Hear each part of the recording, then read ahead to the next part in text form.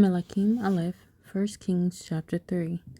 And Shlomo joined in marriage with Pharaoh, sovereign of Mitzrayim, and took the daughter of Pharaoh, and brought her to the city of David, until he had completed building his own house, and the house of Yah, and the wall all around Jerusalem.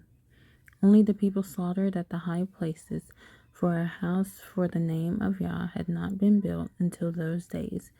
And Shlomo loved Yah, walking in the laws of his father David, except that he had slaughtered and burned incense at the high places. And the sovereign went to Gibeon to slaughter there, for that was the great high place. Shlomo offered 1,000 ascending offerings on that slaughter place. And at Gibeon, Yah appeared to Shlomo in a dream by night. And Elohim said, "Ask what I should give you." And Shlomo said, "You have shown great love and commitment to your servant David my father, as he walked before you in truth, and in righteousness and in uprightness of heart with you. And you have guarded for him this great loving commitment, and did give him a son to sit on his throne, as it is this day.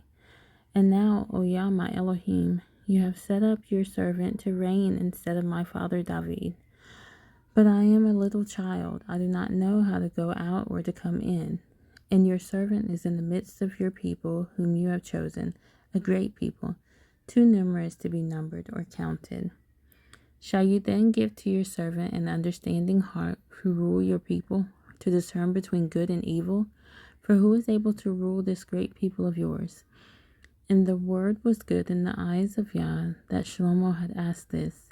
So Elohim said to him, "Because you have asked this, and have not asked long life for yourself, nor have asked riches for yourself, nor have asked the life of your enemies, but have asked for yourself discernment to understand right ruling, see, I shall do according to your words. See, I shall give you a wise and understanding heart, so that there was none like you before you, and none like you shall arise after you.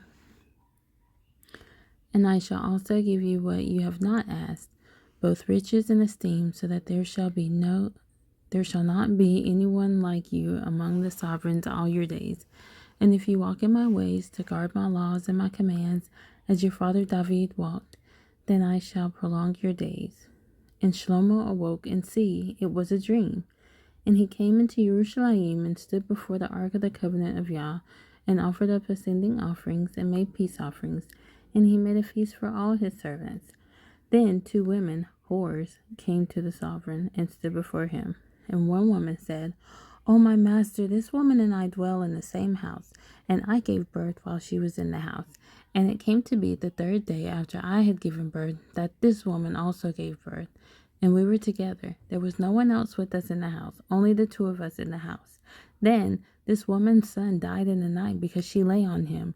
And she rose up in the middle of the night and took my son from my side while your female servant slept, and laid him in her bosom, and laid her dead child in my bosom. And I rose up in the morning to nurse my son, and saw he was dead. But I looked at him closely in the morning, and saw he was not my son whom I had borne." And the other woman said, "No, but the living one is my son, and the dead one is your son."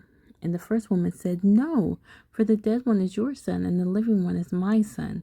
And they spoke before the sovereign. And the sovereign said, "The one says, 'This is my son who lives, and your son is the dead one,' while the other says, 'No, for your son is the dead one, and my son is the living one.'" And the sovereign said, "Bring me a sword."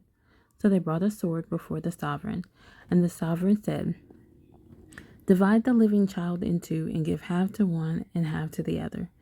And the woman whose son was living spoke to the sovereign, for she was overcome with compassion for her son. And she said, "O my master, give her the living child, and by no means kill him." But the other said, "Let him be neither mine nor yours, but divide him." And the sovereign answered and said, "Give the first woman the living child, and by no means kill him. She is his mother." And all Yisrael heard of the right ruling which the sovereign had rendered, and they feared the sovereign, for they saw that the wisdom of Elohim was in him to do right ruling.